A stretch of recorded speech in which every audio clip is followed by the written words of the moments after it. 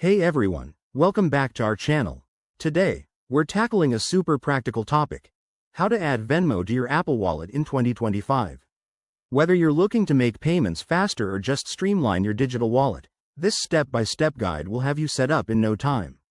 Let's dive right in. First things first, make sure your iPhone is running the latest iOS version for 2025. Apple often rolls out updates that enhance wallet integrations, so head to your Settings app, go to General, and tap Software Update.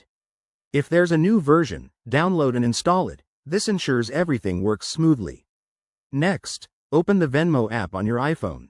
If you don't have it yet, download it from the App Store. Once you're in, navigate to the Settings menu. You can usually find this by tapping the three horizontal lines or your profile icon in the top corner. Look for an option that says Wallet and Apple Pay, or something similar. Apple and Venmo have made this integration even easier in 2025.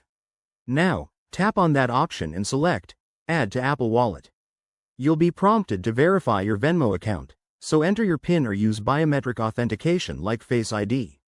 This step is crucial for security. Once verified, choose the payment method you want to add, such as your Venmo balance or linked card. After that, Apple Wallet will pop up, and you'll see a preview of your Venmo card. Hit Add, and follow any on-screen instructions to complete the process. It might ask for additional details like your billing address, but that's quick. One thing to watch out for: if you run into errors, double-check that your Venmo account is fully set up and that you have a stable internet connection. In 2025, Apple has improved error handling, but it's always good to restart your app if needed. And there you have it. You've successfully added Venmo to your Apple Wallet. Now, you can use it for contactless payments, in apps, or online with just a tap. This feature is a game changer for everyday transactions. If you found this helpful, give it a thumbs up, subscribe for more tech tips, and let me know in the comments if you have any questions. Thanks for watching, and see you next time.